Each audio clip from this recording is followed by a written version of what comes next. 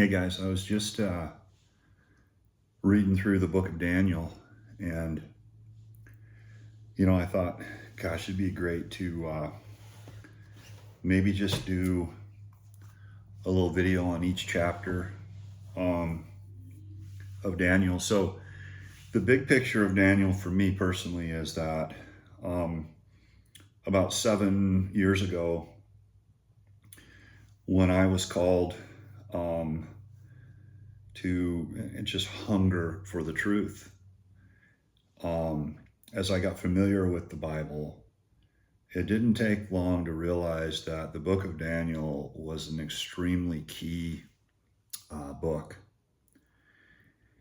And it all is, but I could tell that Daniel had answers in it.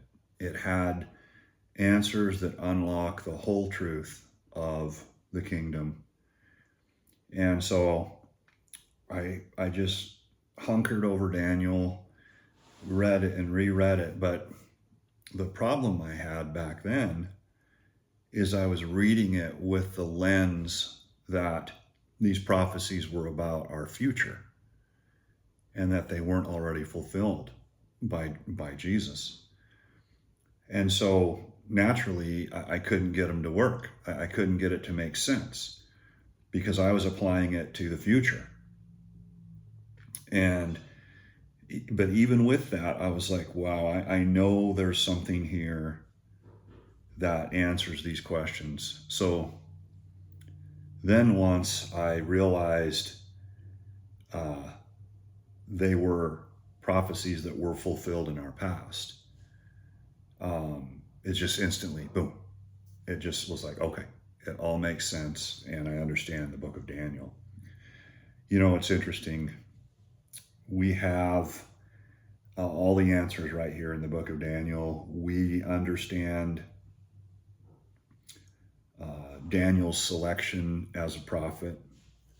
Chapter 1 talks about that. In chapter 2, we get a huge understanding of the kingdom and when the kingdom of God would be stood up. We move forward through it. There's very key things in chapters 3, 4, 5, 6. Chapter 7 is similar to chapter 2 in that we get another really heavy duty explanation of when the kingdom would develop and be official.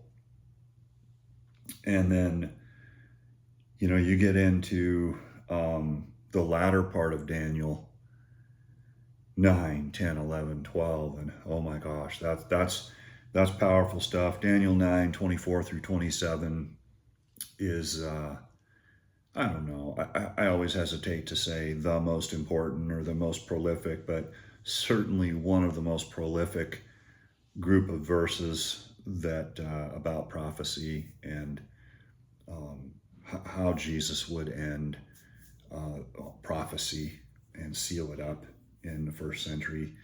In fact, that's one of the things in Daniel 9:24 is he would seal vision and prophecy, meaning it would end. The prophetic office would end with Jesus. So, and then you go to, you go through 9, 10, 11, 12, and in 12, we know exactly when the resurrection happened.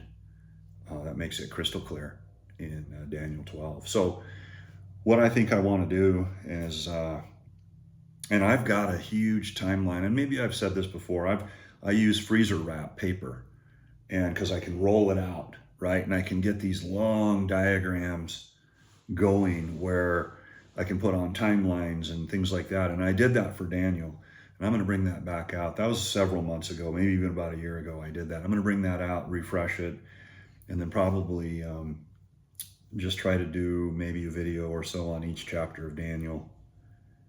And it's just incredible how this unlocks the truth.